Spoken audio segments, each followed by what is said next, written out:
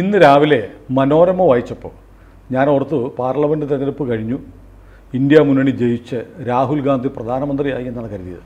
കാരണം മനോരമയുടെ തലക്കെട്ട് കോടതി വിധിച്ചു ഇന്ത്യ ജയിച്ചു എന്നാണ്. അതായത് ചണ്ഡീഗഡിലെ ഒരു കൊച്ചു കോർപ്പറേഷൻ ഇലക്ഷൻ്റെ വാർത്തയാണ് മനോരമയുടെ ലീഡ് ന്യൂസ്.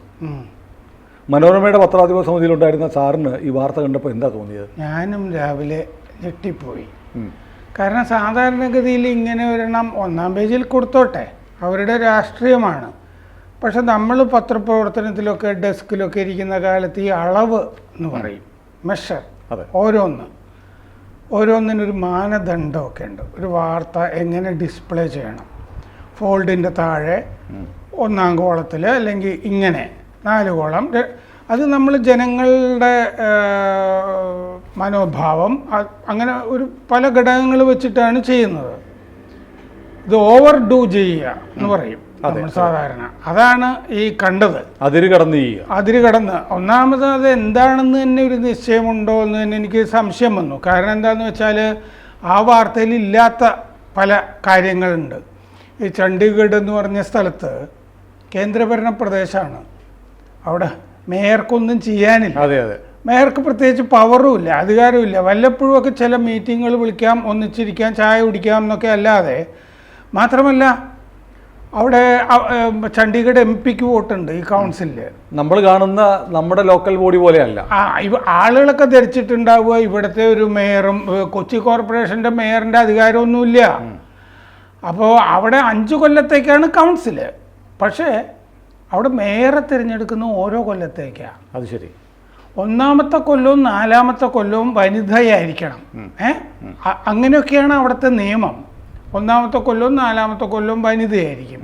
ഇതൊരു കൊല്ലത്തേക്ക് തിരഞ്ഞെടുക്കപ്പെട്ട മേയറാണ് മനോജ് സൊങ്കർ. കുൽദീപാണ് കോടതിയിൽ പോയത്.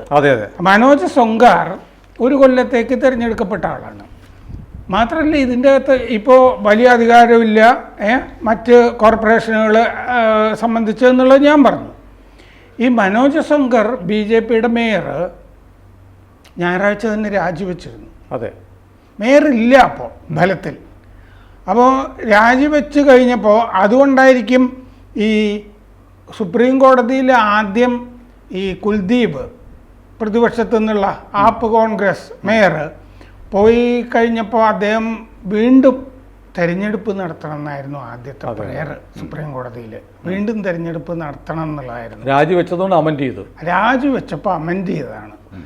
അതായത് രാജിവെച്ചപ്പോൾ പിന്നെ വീണ്ടും വോട്ടെണ്ണണം എന്നൊക്കെയുള്ള നിലപാടിലേക്കൊക്കെ വന്നു. അങ്ങനെ നോക്കണം എന്നൊക്കെ. എന്നിട്ട് കോടതി വീഡിയോ ഒക്കെ നോക്കുകയാണ് അല്ലേ, അസാധു വോട്ട് അതിൻ്റെ കാര്യങ്ങളൊക്കെ നോക്കുന്നു. മാത്രമല്ല 142-ാം വകുപ്പ് സവിശേഷ അധികാരം സുപ്രീം കോടതി പ്രയോഗിക്കണോ വേണ്ടോ എന്നുള്ള വേറെ കാര്യം. അതിനകത്ത് തന്നെ ഒരു അസാധാരണത്വം. തദ്ദേശ സ്വയംഭരണ സ്ഥാപനത്തിന്റെ ഇലക്ഷനിൽ ബാലറ്റ് എല്ലാം വിളിച്ചു വരുത്തി ഇന്ത്യയുടെ ചീഫ് ജസ്റ്റിസ് പരിശോധിക്കുന്നു. എന്തോ വലിയ സംഭവം തരത്തിൽ അവിടെ ക്രമക്കേട് ഉണ്ടായിരിക്കാം. അതിന് വേറെ ഒട്ടേറെ പരിഹാരം പ്രോസിക്യൂട്ട് ചെയ്യാനായിട്ട് പോകുന്നുണ്ട്. അല്ല, ഇതൊക്കെ പരിഹരിക്കാൻ സുപ്രീം കോടതിയിലൊന്നും സാധാരണ ഇങ്ങനെയൊന്നും ചെയ്യാറില്ല, ചെയ്ത് കണ്ടിട്ടില്ല. ഈ സവിശേഷ അധികാരം പ്രയോഗിച്ചത് കുറച്ച് അതിര് കടന്നില്ലേ എന്ന് എനിക്ക് തോന്നുന്നുണ്ട്. കാരണം എന്താണെന്ന് വെച്ചാൽ ഞാനും എത്രയോ വർഷമായിട്ട് കോർപ്പറേഷനുകളിൽ തന്നെ റിപ്പോർട്ട് ചെയ്യാനൊക്കെ പോയിട്ടുണ്ട്.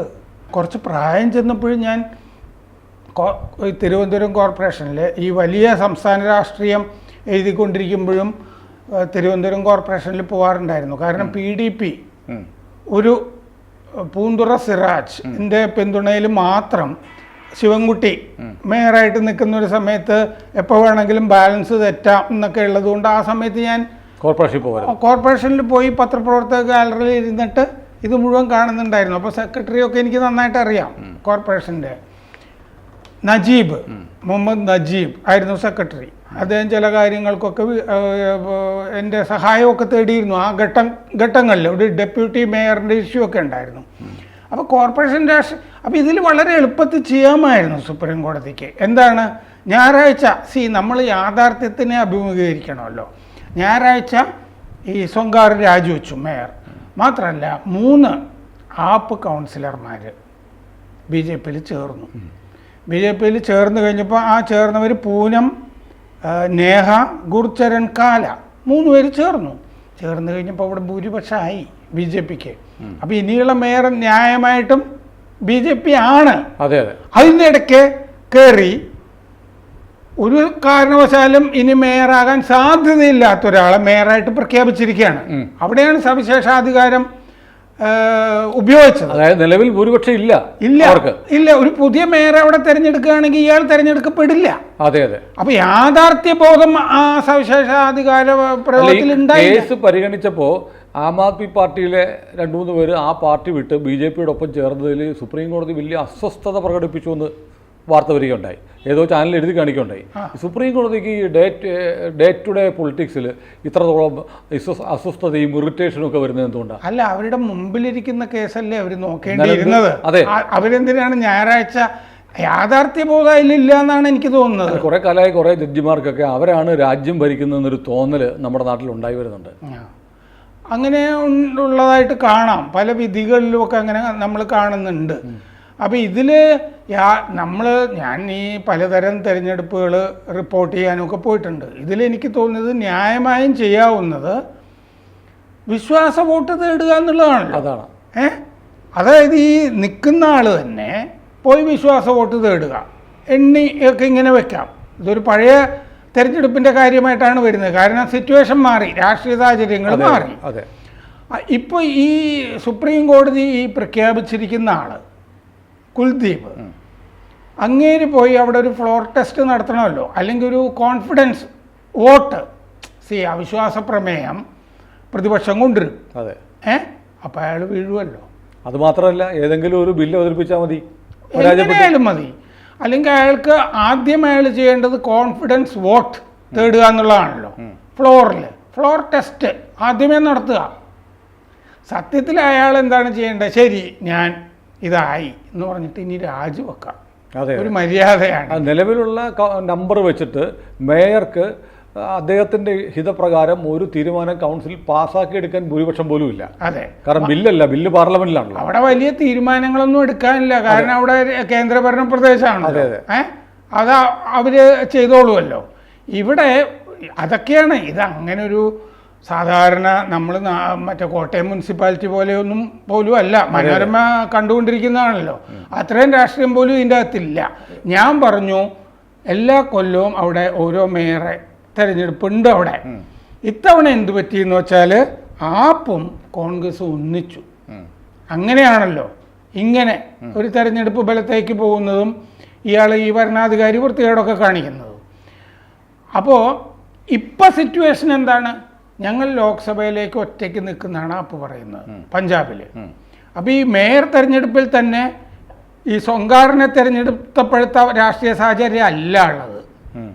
കോൺഗ്രസും ആപ്പും ഒന്നിച്ച് നിൽക്കാൻ ഒരു സാധ്യതയും ഈ വരുന്ന മേയർ തെരഞ്ഞെടുപ്പിൽ ഉണ്ടാവില്ല. ഈ കാര്യങ്ങൾ ഇങ്ങനെ ഇരിക്കെ എങ്ങനെ ഒരു തീരുമാനം? ആ സവിശേഷാധികാരത്തിൻ്റെ ഭാഗത്താണ് എനിക്ക് സംശയം. കാരണം ഈ മനോരമയിൽ ഈ കാണുന്നത് പോലെ തിരിച്ചടി എന്ന് പറയാൻ മാത്രമുള്ള സംഭവമില്ല അവിടെ. മേയർ ഇല്ല. അതെ. അല്ല, BJPക്ക് തിരിച്ചടിക്കുന്ന മനോരമയ്ക്ക് അച്ചു നിരത്താൻ ആഗ്രഹം ഉണ്ടാകും. കാരണം പാർലമെന്റ് ഇലക്ഷൻ കഴിഞ്ഞിട്ട് ഇന്ത്യ വിജയിച്ചു എന്ന് എഴുതാനുള്ള ഒരു സാഹചര്യം ഇല്ലാത്തതുകൊണ്ട് ഇപ്പോൾ എഴുതി തീർക്കുന്നതായിരിക്കും. ഈ ചണ്ഡീഗഡ് വിധി വരുന്നതിന് 5 മണിക്കൂർ മുമ്പ് ബംഗാളിലെ ഹൈക്കോടതി ചില നിരീക്ഷണങ്ങൾ സന്ദേശ് ഖാലി കാര്യത്തിൽ നടത്തിയിരുന്നു. അത് മനോരമയിലുണ്ടോ? ഇല്ല. അങ്ങ് കണ്ടോ? ഇല്ല. അപ്പോൾ എന്താണ്, ഈ സന്ദേശ് ഖാലി വേണ്ടാന്ന് വെക്കുകയും ഒരു ചെറിയ പ്രശ്നത്തിൽ തിരിച്ചടി എന്ന് പറയും. അവിടെ മമതാ ബാനർജിക്ക് തിരിച്ചടി കിട്ടിയല്ലോ ഹൈക്കോടതിയിൽ നിന്ന്. പട്ടികജാതിക്കാരാണ് ആക്രമിക്കപ്പെട്ടിരിക്കുന്നത്. പട്ടികജാതി സ്ത്രീകൾ, പട്ടികജാതി ഹിന്ദുക്കൾ. പട്ടികജാതിക്കാരെ വേണ്ട അപ്പം മനോരമയ്ക്ക്. അപ്പോൾ മുസ്ലിം പ്രീണനമാണ് മതേതരത്വം. അത് നമുക്ക് വേറെ ചർച്ച ചെയ്യേണ്ട കാര്യമാണ്. ഇതിൽ അവരെന്താണ് അങ്ങനെ പെരുമാറുന്നതെന്ന് അവർ സ്വയം ആത്മവിമർശനം നടത്തണം. അല്ല, അത് കേരളത്തിലെ മാധ്യമങ്ങളുടെ ഒരു പൊതു അജണ്ടയാണല്ലോ. ഇത് വളരെ ചെറുതായിട്ടാണ് മാതൃഭൂമിയിലും വന്നിരിക്കുന്നത്. അതെ. ഈ മറ്റേ സന്ദേശ് ഗാലിയുടേത് അവർ ഇത്തിരി കൊടുത്തിട്ടുണ്ട്. രണ്ട് ഭാഗ്യം, അത്രയും ഭാഗ്യം. ഒരു സിംഗിൾ കോളത്തിൽ ഇത്തിരി ചെറുതായിട്ട് എന്തെങ്കിലും കൊടുത്തല്ലോ മാതൃഭൂമി. പക്ഷെ അത് അതിൽ എന്താണ് സന്ദേശ് ഗാലിയിൽ സംഭവിച്ചതെന്നൊന്നുമില്ല. പക്ഷെ ഇന്ന് വേറെ കാര്യമുണ്ട് സാർ. ദേശാഭിമാനി സന്ദേശ് ഗാലിയുടെ വാർത്ത കൊടുത്തു, വൃന്ദാകാരായിട്ട് പോയപ്പോൾ തടഞ്ഞു. അപ്പോഴാണ് ഇങ്ങനെ ഒരു സംഭവം ഉള്ളതായിട്ട് CPM അറിയില്ല മുഖപത്രം മനസ്സിലാക്കിയത്. പക്ഷെ അവിടെ CPM-ന്റെ ഒരു മുൻ MLA അറസ്റ്റ് ചെയ്തിട്ടുണ്ട്. ഈ സമരം നടത്തിയതിന് ഒരു BJP നേതാവിനെ അറസ്റ്റ് ചെയ്തിട്ടുണ്ട്. അന്ന് കൊടുത്തില്ലേ അവര്? അതായത് വൃന്ദാക്കാരായിട്ട് പോകുമ്പോൾ സുവേന്ദു അധികാരി പ്രത്യേക പെർമിഷൻ വാങ്ങിച്ചിട്ട് പോകുന്നുണ്ട്. കോടതിയുടെ അനുമതിയോടെ പോയി. കോടതിയുടെ അനുവാദത്തോട് ആദ്യം പോയപ്പോൾ അദ്ദേഹത്തെ അടിച്ച് ഹോസ്പിറ്റലിലാക്കിയിരുന്നു, ICU-ലൊക്കെ ആയിരുന്നു. അതെ. അപ്പോൾ ഇനിയുള്ള ഈ ചണ്ഡീഗഡിലെ കക്ഷിനില BJP എന്ന് പറയുന്നത് 18. അതെങ്ങനെയാന്ന് പറഞ്ഞാൽ ഇപ്പോൾ 3 പേരും കൂടി ആപ്പിൽ നിന്ന് വന്നപ്പോൾ 17 പ്ലസ് MP കൂടി ചേരുമ്പോൾ 18 വരും. ആപ്പിന് 10 ഉള്ളൂ, കോൺഗ്രസിന് 7. അപ്പോഴും അവർ ഒന്നിച്ചാൽ പോലും 17 ഉള്ളൂ. ഒന്നിക്കാനുള്ള സാധ്യതയാണ് രാഷ്ട്രീയ സാഹചര്യം ഞാൻ പറഞ്ഞത് ഇല്ല. പിന്നെ ഒരു അകാലിദൾ പക്ഷെ ഉറപ്പ് വരുത്തിയിട്ടുണ്ടല്ലോ BJP. അതെ അതെ. അതുകൊണ്ടാണല്ലോ 3 പേരെ പിടിച്ചാൽ മതി എന്ന് വിചാരിച്ചിട്ടുള്ളത്. അപ്പോൾ ഡൽഹി കോർപ്പറേഷനിൽ ഒരു കോടതിയുടെ കാര്യം കൂടി പറയാം. ഡൽഹി കോർപ്പറേഷനിൽ നോമിനേറ്റഡ് അംഗങ്ങൾക്ക് വോട്ടുണ്ടായിരുന്നു. ആ വോട്ട് കഴിഞ്ഞ ഫെബ്രുവരിയിൽ കോടതി വിധി ഇതുപോലെ ഉണ്ടായി. നോമിനേറ്റഡ് അംഗങ്ങൾക്ക് വോട്ട് ഇല്ല എന്ന് കോടതി വിധിച്ചു. അതുവരെ ഉണ്ട്, കീഴ്വഴക്കമൊക്കെ അങ്ങനെയാണ്. അങ്ങനെ ആപ്പിൻ്റെ ഷെല്ലി ഓബറോയ് ജയിച്ചു. അവിടെ കോടതി സഹായിച്ചു അവിടെ ആപ്പിനെ. ഡൽഹിയിൽ ഈ അതുവരെയുള്ള കീഴ്വഴക്കങ്ങൾ മാറ്റി അവിടെ. അപ്പോൾ കോടതിയുടെ ഒരു തരം ഇരട്ടത്താപ്പ് ഈ വക പ്രശ്നങ്ങളിൽ കാണുന്നുണ്ട്. ഈ സവിശേഷാധികാരം പോലെ തന്നെ ഈ ഡൽഹി കോർപ്പറേഷനിലും ഇങ്ങനൊരു സംഭവമുണ്ട്. ഇനി ചണ്ഡീഗഡിൽ തന്നെ വേറൊരു കേസ് കോടതിയിൽ കിടക്കുന്നുണ്ട്. അവിടെ ഇവിടുത്തെ പോലെയല്ല, അവിടെ സീനിയർ ഡെപ്യൂട്ടി മേയർ എന്നും പറഞ്ഞ് ഒരു പദവിയുണ്ട്. ഡെപ്യൂട്ടി മേയർ എന്ന് പറഞ്ഞും പോസ്റ്റ് ഉണ്ട്. ആ 2 പോസ്റ്റിലും വന്നിരിക്കുന്നത് BJP-ക്കാരാണ്. അത് വരാനുള്ള കാര്യം എന്താണെന്ന് വെച്ചാൽ അതിൻ്റെ തെരഞ്ഞെടുപ്പ് നടന്നപ്പോൾ ആപ്പും കോൺഗ്രസും അവരൊന്നിച്ചല്ലോ ആ സമയത്ത്.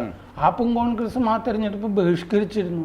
ഏകപക്ഷീയമായിട്ട് BJP ജയിച്ചാണ്. ഇവര് അവിടെ പങ്കെടുത്തിട്ട് വോട്ട് ചെയ്യുകയൊന്നും ചെയ്തില്ല. ബഹിഷ്കരിച്ചിട്ട് ഏകപക്ഷീയമായിട്ടാണ് BJP വന്നത്. അപ്പോൾ ഈ കോർപ്പറേഷനെ ചുറ്റിപ്പറ്റിയിട്ട് പലതരത്തിലാണ്. ഇനിയിപ്പോൾ കുറച്ച് കഴിയുമ്പോൾ ഈ ഉത്തരേന്ത്യയിലെ ഏതെങ്കിലും ഒരു ഗ്രാമപഞ്ചായത്തിൽ തിരഞ്ഞെടുപ്പ് നടന്നിട്ട് അവിടെ BJP പരാജയപ്പെട്ടാലും ഇന്ത്യ വിജയിച്ചു എന്ന് പറഞ്ഞ് വാർത്ത നമ്മുടെ നാട്ടിൽ വരും. ആ സാഹചര്യം ശരിക്കും ബീഭത്സം, ജുഗുപ്സ എന്ന് പറഞ്ഞൊരു വാക്കില്ലേ? അതെ അതെ. നവരസത്തിലോ മറ്റുള്ളതാണ് അത്. അതല്ല സാർ ഈ പറഞ്ഞ പോലെ ഉദയനാണ് താരം എന്ന് പറഞ്ഞ സിനിമയിൽ ജഗതി ശ്രീകുമാർ പച്ചാളംബാസി. ഈ പച്ചാളംബാസിയുടെ നിലവാരത്തിലാണ് ഇതെല്ലാം കഴിഞ്ഞിട്ട് എന്റെ വക ഒരു ഭാവം കൂടിയുണ്ടെന്ന് പറയുന്നത്. അതെ അതെ, അതാ ആ ഭാവത്തിലാണ് മനോരമ. മനോരമ മാത്രമല്ല, മാധ്യമങ്ങളെല്ലാം അങ്ങനെയാണ്. അപ്പോൾ BJP-യെ ഇനി ബാലറ്റ് ബോക്സിലൂടെ തോൽപ്പിക്കാൻ കഴിയില്ല. അതിനു മുമ്പ് എങ്ങനെയെങ്കിലും പത്രത്തിൽ എഴുതി തോൽപ്പിക്കുക എന്നുള്ളതായിരിക്കും. നമ്മൾ കൂട്ടിയാൽ കൂടുവോ എന്ന് നോക്കുകയാണ്. ഞാൻ ഭരിച്ചാലും ഭരും, പണ്ട് ചന്ദ്രക്കാരൻ പറഞ്ഞതുപോലെ ഒരു മായിക ലോകത്തിലാണ്. ഏതായാലും പാർലമെന്റ് തെരഞ്ഞെടുപ്പിന് മുമ്പ് ഇതുപോലെ ഇന്ത്യ വിജയിച്ചു എന്ന് ഘോഷിക്കുന്ന വേറെയും വാർത്തകൾ വരും, ധാരാളം കാണാം, നമുക്ക് നോക്കാം. അതെ, അത് പക്ഷെ ഛത്തീസ്ഗഡിലൊക്കെ യൂട്യൂബർമാര് BJP-യെ തെരഞ്ഞെടുപ്പിൽ ജയിപ്പിച്ചു എന്ന് പറയുന്ന പോലെ ഇനിയുള്ള കാലത്ത് ഈ മീഡിയ മാത്രമല്ലല്ലോ മനുഷ്യർക്കുള്ളത്, സത്യമറിയാൻ വേറെ മീഡിയ. അതെ, കൂടുതൽ വാർത്തകളും വിശേഷങ്ങളും നിങ്ങളിലേക്ക് എത്താൻ ABC മലയാളം സബ്സ്ക്രൈബ് ചെയ്യുക, ബെൽ ബട്ടണും അമർത്തുക.